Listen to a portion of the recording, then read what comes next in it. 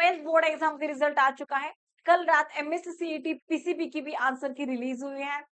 तो बस अब इंतजार है कि कब सीईटी का रिजल्ट लग जाए, इंजीनियरिंग कॉलेज में एडमिशन मिल जाए और हम अपनी इंजीनियरिंग लाइफ एंजॉय करेंगे। लेकिन इंजीनियरिंग में एडमिशन लेना ये प्रोसेस इतना भी इजी नहीं है। इसके लिए बहुत सारे गवर्नमेंट डॉक्यूमेंट की जरूरत पड़ती है, क्योंकि इंजीनियरिंग एक प्रोफेशनल डिग्री है। तो देखिए, आज मैं आपको कैटेगरी वाइज कौन से कैटेगरी के लिए कौन से डॉक्यूमेंट्स की जरूरत पड़ेगी, एक उसका डिटेल्ड वीडियो मैं आज आपके साथ शेयर कर रही हूँ।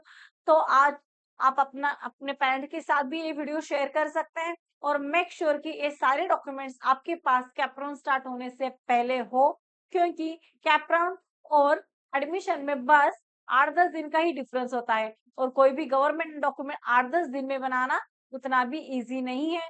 तो आपके पास कैपराउन स्टार्ट होने से पहले ये सारे डॉक्यूमेंट्स होने जरूरी हैं। तो देखिए, आज हम कैटेगरी वाइज डिस्कस करेंगे। तो सबसे पहले मैं बताती हूँ कि कंपलसरी में कौन से डॉक्यूमेंट्स जरूरी हैं।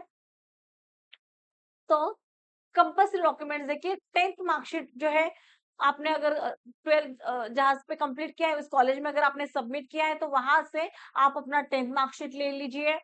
12th मार्कशीट जो अभी अपने पास किया है 12th स्टैंडर्ड, तो वो आपको मार्कशीट लगेगा। आपने सीईटी दिया है तो सीईटी का रिजल्ट है यहाँ पे सबमिट करना है। और जेई अगर आपने दिया है तो जेई का रिजल्ट लगेगा, अदरवाइज जेई नहीं दिया तो नहीं रिजल्ट लगेगा। लेकिन सीईटी का रिजल्ट यहाँ पे कंपलसरी है। उसके लिए फिर उसके बाद लगेगा लिविंग सर्टिफिकेट, जहाँ पे आपने 12th पास आउट किया है वहां से अब आपको अपना एएलसी मतलब लिविंग सर्टिफिकेट या आप उसको टीसी भी बोलते हैं, ट्रांसफर सर्टिफिकेट, वो आप वहां से लेके आइए। और बोर्ड सर्टिफिकेट, वो बोर्ड सर्टिफिकेट भी आपने अपने 12th जहाँ पे पास आउट किया है उसी कॉलेज में अपने बोर्ड सर्टिफिकेट भी सबमिट किया था, तो वहां से आपको बोर्ड सर्टिफिकेट भी लेके आना है। ये सारे ओरिजिनल हमें डॉक्यूमेंट्स लगेंगे। फिर बाद में आता है domestic certificate of Maharashtra. Domestic certificate का मतलब क्या होता है कि इसको हम लोग रहिवासी दाखला बोलते हैं। अगर आपके बर्थ सर्टिफिकेट पे आपका बर्थ प्लेस महाराष्ट्र का नहीं है और आप 15-20 साल से अगर महाराष्ट्र में ही रहते हैं, तो आपके लिए डोमेस्टिक सर्टिफिकेट देना जरूरी होता है। लेकिन अगर आपके बर्थ सर्टिफिकेट पे महाराष्ट्र है, बर्थ प्लेस आपका एज अ महाराष्ट्र है, तो डोमेस्टिक सर्टिफिकेट की जरूरत नहीं पड़ेगी। लेकिन other than Maharashtra birth place है आपका, तो आपके लिए डोमेस्टिक सर्टिफिकेट कंपलसरी है। नेक्स्ट आता है माइग्रेशन सर्टिफिकेट। ये बस आता है सीबीएसई स्टूडेंट्स के लिए, माइग्रेशन सर्टिफिकेट रहेगा। फिर उसके बाद मोस्ट इंपॉर्टेंट कि आपका आधार कार्ड अपडेट होना चाहिए विद योर मोबाइल नंबर। आपके मोबाइल नंबर से आधार कार्ड अपडेट होना चाहिए। ये सारे डॉक्यूमेंट्स कंपलसरी हैं। डोमेस्टिक सर्टिफिकेट और बर्थ सर्टिफिकेट पे ध्यान दीजिए। अगर आपके पास महाराष्ट्र का बर्थ नहीं है और आपके पास डोमेस्टिक भी सर्टिफिकेट नहीं है, तो आपको एडमिशन में यहाँ पे दिक्कत आ सकती है। फिर नेक्स्ट आता है, देखिए, अगर किसी बच्चे ने ड्रॉप लिया था 12th के बाद, कोई बच्चे होते हैं ना कि स्टडी करने के लिए ड्रॉप वगैरह लेते हैं, तो अगर आपने 12th के बाद ड्रॉप लिया था तो आपके लिए गैप सर्टिफिकेट यहाँ पे सबमिट करना है। तो गैप सर्टिफिकेट क्या होता है कि आपको एक स्टैम्प पेपर 100 रुपीज का स्टैम्प पेपर लेना है। तो उससे आपको उस पे आप तो ऐसे 100 रुपीज के सर्टिफिकेट पे आपको मेंशन करना है। यहाँ पे आपका फोटो रहेगा, ए बस मैं आपको एक रफ कॉपी बता रही हूँ। यहाँ पे आपका फोटो रहेगा और आपका नाम और रीजन रहेगा कि आपने गैप क्यों लिया है। तो ऐसा एक आपको गैप सर्टिफिकेट सबमिट करना है। कब? अगर आप ड्रॉप स्टूडेंट है तब।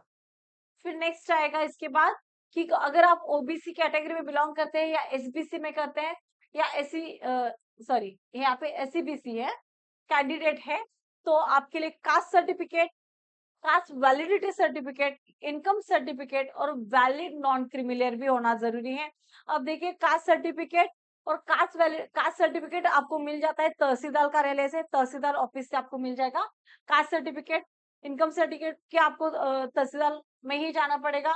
और वो 2020 अगर आप 25 में एडमिशन ले रहे हैं तो लास्ट ईयर का इकोनॉमिक लास्ट ईयर का आपको सर्टिफिकेट देना है। 2024 2025 का आपको इनकम सर्टिफिकेट यहाँ पे सबमिट करना है। और वैलिड नॉन क्रिमिनल मतलब अभी इस साल का आपको वैलिड नॉन क्रिमिनल यहाँ पे सबमिट करना है। तो ये मेक श्योर कि आपके पास ये चारों डॉक्यूमेंट्स हो। फिर उसके बाद अगर आप एससी कैटेगरी से बिलोंग करते हैं, एसबीसी कैटेगरी में बिलोंग करते हैं या वीजे कैटेगरी मतलब विजय एनटी, विजय एनटीबी, एनटीसी, एनटीडी ऐसी कोई भी कैटेगरी में बिलोंग करते हैं, तो आपके लिए कास्ट सर्टिफिकेट और कास्ट वैलिडिटी सर्टिफिकेट होना बहुत ज़रूरी है। ये बस कास्ट सर्टिफिकेट और कास्ट वैलिडिटी एससी और एसबीसी के लिए होगा, ठीक है? और विजेएनटी के लिए भी होगा ही, लेकिन जो इनकम सर्टिफिकेट है, वो बस एससी और एसबीसी के लिए देने की ज़रूरत नहीं है। लेकिन विजय एनटी, एनटीबी, एनटीसी और एनटीडी ये तीनों के लिए इनकम सर्टिफिकेट कंपल्सरी है, ठीक है? फिर उसके बाद अगर आप इकोनॉमिकली बैकवर्ड है मतलब ईबीसी या ईडब्ल्यूएस या टीएफडब्ल्यूएस कैंडिडेट्स हैं, तो देखिए टीएफडब्ल्यूएस के लिए 5% रिजर्वेशन होता है। ईबीसी मतलब बैकवर्ड कैटेगरी। अब ईबीसी, ईडब्ल्यूएस ये सारे कैटेगरी ओपन के लिए है। यहाँ पे बैकवर्ड कैटेगरी है मतलब एससी, एसटी, विजेएनटी ये वाले लोग इस पे अप्लाई नहीं करेंगे। ये बस ओपन कैटेगरी वाले होते हैं, लेकिन इकोनॉमिकली बैकवर्ड कैटेगरी है। उनके लिए क्या-क्या डॉक्यूमेंट्स की जरूरत पड़ेगी? उनके लिए देना है इनकम सर्टिफिकेट। इनकम सर्टिफिकेट के साथ नेशनल बैंक अकाउंट मतलब यूनियन बैंक ले लो या SBI, PNB, Punjab national bank ये सारे क्या है? नेशनल बैंक है, तो उस नेशनल बैंक में उनका अकाउंट होना जरूरी है और साथ ही साथ में ईडब्ल्यूएस सर्टिफिकेट उनको इसमें सबमिट करना है। तो देखिए ये डॉक्यूमेंट्स की जरूरत होगी कब? अगर आप ईबीसी या ईडब्ल्यूएस या टीएफडब्ल्यूएस इस कैटेगरी में बिलोंग करते हैं, तब ये डॉक्यूमेंट्स आपके पास होने जरूरी हैं। फिर उसके बाद आएगा अगर आप फिजिकली हैंडीकैप है या फिजिकली डिसेबल है, तो इनके लिए हम बोलते हैं स्पेशल रिजर्वेशन कैंडिडेट। इनके लिए स्पेशल रिजर्वेशन होता है। इनके लिए एक अलग सा कोटा हर इंजीनियरिंग कॉलेज में अवेलेबल होता है। तो उनके लिए देखो पीडब्ल्यूडी सर्टिफिकेट मतलब फिजिकली फिटनेस वाला सर्टिफिकेट जो होता है, पीडब्ल्यूडी मतलब मेडिकल सर्टिफिकेट काइंड ऑफ, क्योंकि फिजिकली वीक बच्चों के लिए होता है। तो पीडब्ल्यूडी सर्टिफिकेट आपको यहाँ पे सबमिट करना है। अगर आपके पेरेंट्स आर्मी में है या गवर्नमेंट कोई सर्वेंट है, तो उनके लिए डिफेंस सर्टिफिकेट आप अगर आप डिफेंस के कोटा से आप एडमिशन ले रहे हैं, तो आपके लिए यहाँ पे डिफेंस सर्टिफिकेट भी सबमिट करना है। तो इतने सारे डॉक्यूमेंट्स आपको जरूरत होगी। कैटेगरी वाइज मैंने आपको बताया है, तो कैटेगरी वाइज आप अपने डॉक्यूमेंट्स रेडी रखी हैं, क्योंकि कैपराउन के बाद आपके पास उतना टाइम नहीं होता, क्योंकि एडमिशन से पहले ये सारे डॉक्यूमेंट्स आपके पास होने ही होने हैं। और जब कैप राउंड होता है तो एडमिशन लेने के लिए बस हमारे पास मैक्सिमम 2 या 3 ही दिन का टाइम मिलता है। तो मेक श्योर कि ये सारे डॉक्यूमेंट्स आपके पास कैप राउंड से पहले ही रेडी हो, ठीक है?